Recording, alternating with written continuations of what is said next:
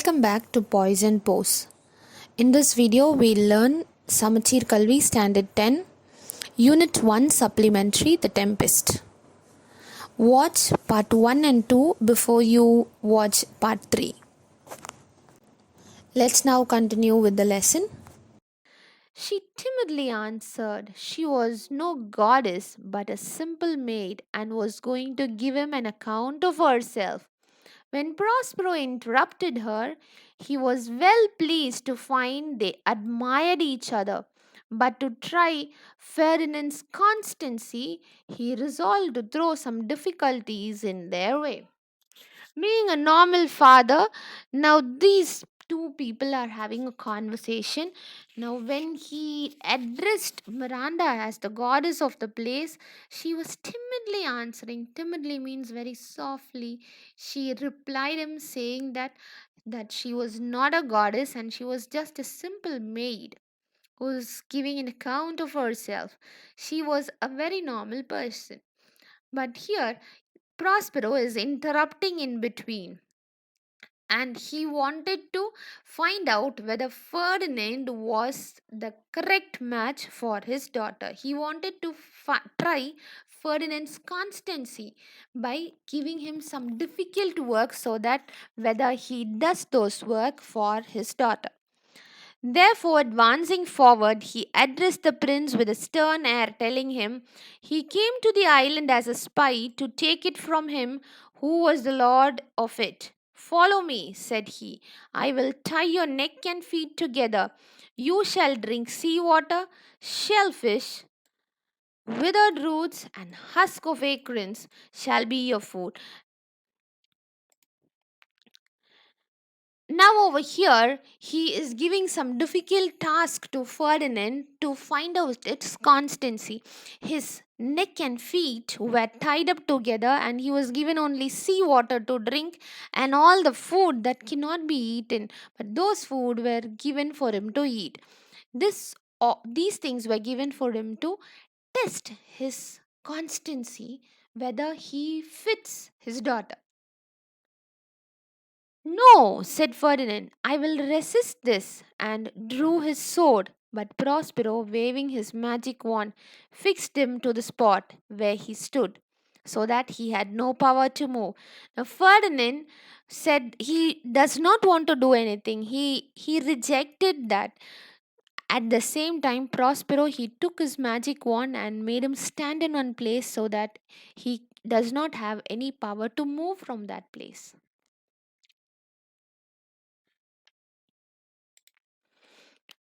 Miranda hung upon her father, saying, Why are you so ungentle? Have pity, sir.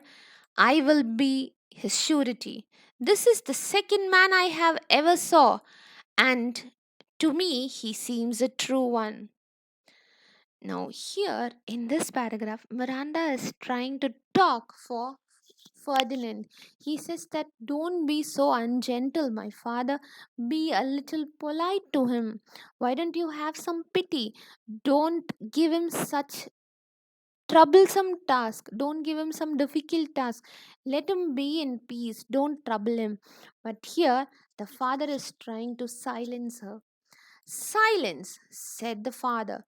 One word more will make me chide you, girl. What an advocate for an impostor! You think there are no more such fine men, having seen only him and Caliban? This he said to prove his daughter's constancy, and she replied, My affections are most humble. I have no wish to see a goodlier man. Here the father, he wants to try the constancy of his daughter as well. He tried to talk to his daughter in a stern way, but even then she said that her affections are most humble.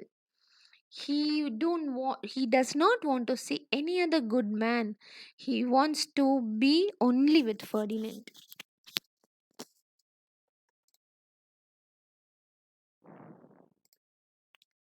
Come on, young man, said Prospero to the prince. You have no power to disobey me. Now Prospero said, "Come on, young man, come do all this work because you have to do this, and you do not have any power to disobey me." Prospero had commanded Ferdinand to pile up some heavy logs of wood. King's son, not being much used to laborious work, Miranda soon after found him almost dying with fatigue. "Alas," said she, "do not work so hard. My father is at his studies. He is safe for these 3 hours. Pray rest yourself." In this paragraph, Ferdinand has given lot of work by Prospero. He has given work like carrying up heavy logs of wood from the forest. Since being a king's son, that is a prince, he is not used to do so much of work. He's pampered because he was a prince, so he is unable to do such work. Here comes Miranda trying to help him out. She says that my father is busy with his in his study room, so for the next 3 hours you can take rest. "Oh, my dear lady," said Ferdinand, "I dare not. I must finish my task before I take my rest." Now, here, Ferdinand is so genuine. He says that, "No, my dear lady, I don't want to take rest before I complete my work." "If you will sit down," said Ferdinand, "I'll carry your logs the while." But this Ferdinand would by no means agree to. Now, here Miranda says that she will carry the logs of wood for Ferdinand, but Ferdinand did not agree for that. Prospero, who had enjoined Ferdinand this task merely as a trial of his love, was not at his books as his daughter supposed, but was standing by them invisible to overhear what they said.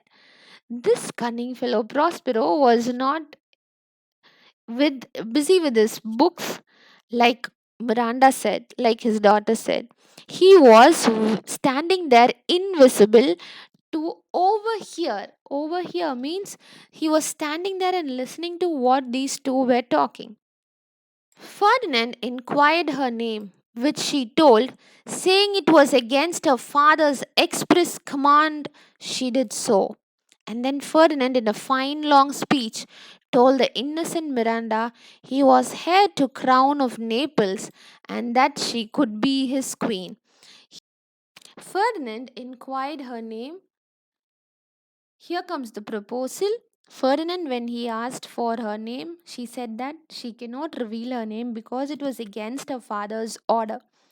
And then Ferdinand said that he was talking to Miranda about all his history. As he was saying, Miranda innocently she was sitting and listening to him. He says that he was the heir of the crown of Naples and he wanted Miranda to be his queen. Prospero then appeared before them. As they were talking over there, Prospero appeared in front of them. "Fear nothing, my child," said he. "I have overheard and approved of all you have said. And Ferdinand, if I have too severely used you, I will make you rich amends by giving you my daughter. All your vexation were but trials of love, and you have nobly stood the test. Then, as my gift, take my daughter." Here comes Prospero and he stands before them. He appears before them and he says, "Don't be afraid. I was overhearing to all that you were talking. So I agree for your wedding. You both can get married." And he also says sorry. He apologizes himself to Ferdinand, saying that I have given you a lot of work. I'm so sorry for giving you all this work, but as in return for doing so much of work, in return, I want to give you my gift. Take my daughter as a gift. He was given Miranda as a gift. When Prospero left them, he called his spirit Ariel, who quickly appeared before him, eager to relate what he had done with Prospero's brother and the king of Naples. Ariel said he had left them almost out of their senses with fear at the strange things he had caused them to see and hear. Now, Prospero, he was waiting for Ariel. Ariel comes before them and he is talking to them about what happened to Prospero's brother and Alonso, the king of Naples. And he says that they are in almost utmost fear. They are so scared about what happened to Ferdinand. When fatigued with wandering about and famished for want of food, he had suddenly set before them a delicious banquet. And then, just as they were going to eat, he appeared visible before them in the shape of a harpy, a voracious monster with wings, and the feast vanished away. Those two people were dying of hunger. They wanted food. Alonso and Antonio were dying of hunger. Ariel found that they were hungry, he arranged for a wonderful banquet of food. Delicious food was kept on the table. He arranged them the food, and when they were about to eat, he appeared before them in the shape of a harpy and a voracious monster. He looked like a monster and appeared before them with big wings. And as he appeared before them, the feast vanished away. Then, to their utter amazement, this seeming harpy spoke to them, reminding them of their cruelty in driving Prospero from his dukedom and leaving him and his infant daughter to perish in the sea, saying that for his cause these terrors were suffered to afflict them. Now, here in this paragraph, he says that suddenly starts to talk. When they heard a sound, all of a sudden they were amazed to listen to that sound. And the sound reminds them of the cruelty that they have done to the dukedom, the king, and his infant princess. And they let those two people perish in the sea. So he wanted to remind them of the cruelty that they have done years back. The king of Naples and Antonio, the false brother, repented the injustice they had done to Prospero.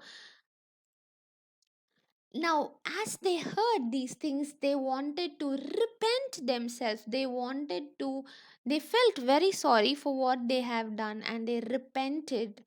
They are sorry for what they have done. Then bring them here, Ariel, said Prospero. Ariel soon returned with the king, Antonio, and old Gonzalo. This Gonzalo was the same who had so kindly provided Prospero formerly with the books. And you remember, this happened in the beginning. Gonzalo was the one who helped Prospero when they were chased into the island. He helped them with the provision, water, and all the books that Prospero treasured the most. So he was the honest servant. Grief and terror had so stupefied their senses that they did not know Prospero. He first discovered himself to the good old Gonzalo, calling him the preserver of his life, and then his brother, and the king knew that he was injured Prospero. Now, nobody could identify him, but Prospero, he revealed himself to them. He first discovered himself to good old Gonzalo, calling him the preserver of his life. He said that Gonzalo is the one who saved his life. And then he went to his brother, and at last, the king of Naples, Alonso, he also knew that he was the injured Prospero. Antonio, with tears and sad words of sorrow and true repentance, implored his brother's forgiveness, and Prospero forgave them. And upon their engaging to restore his dukedom, he said to the king of Naples, I have a gift in store for you too. And opening a door, showed him his son Ferdinand playing chess with Miranda. In this paragraph, Antonio says, was with tears and he had all sad words. He is repenting and asking for forgiveness to his brother Prospero, and Prospero also forgave them. Added to that, he calls King of Naples and he says that I have a gift for you too. And when he opened the door and showed the gift, it was his son, King of Naples, Alonso's son, Ferdinand, was playing chess with Miranda. Nothing could exceed the joy of the father and the son at this unexpected meeting, for they each thought the other drowned in the storm. This was extremely a great surprise for the father and the son because they both thought that the other one was dead. The father thought that his son is dead, and the son thought that the father was dead. The King of Naples was almost as much astonished at the beauty and excellent graces of the young Miranda and as his son had been. Who is this maid? Said he. She is the daughter of this Prospero, who is a famous Duke of Milan, of whose renown I have heard so much, but never saw him till now. Of him I have received a new life. He has made himself to me a second father, giving me this dear lady, said Ferdinand.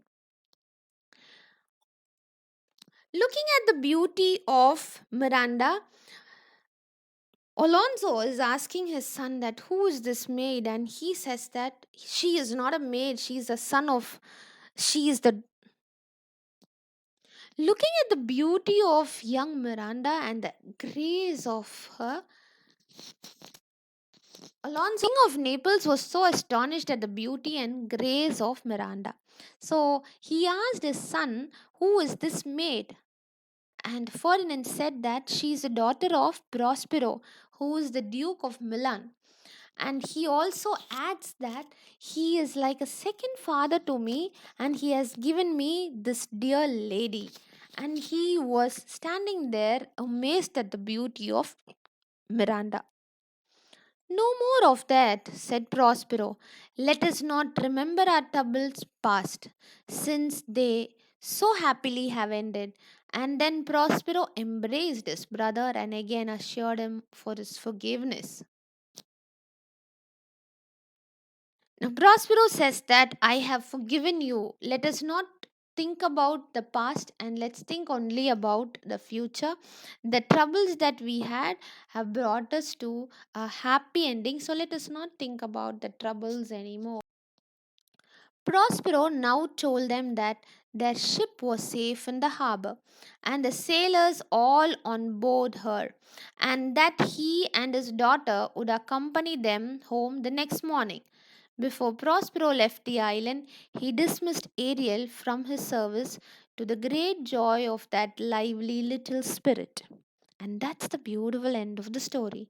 The story ends by Prospero saying that the ship is safe in the harbor and all of them are safe, none of them are dead. Those people, all those, the crew members in the ship are still alive. And when they are all leaving, he and his daughter will also accompany them home the next morning. And Prospero also, he released Ariel from his service, and the Ariel, the magical spirit, was in great joy and he lived there in the island happily. These two people were married, Ferdinand and Miranda were married, and they all lived happily ever after. And that's the end of the story. Let's meet again in the next lesson.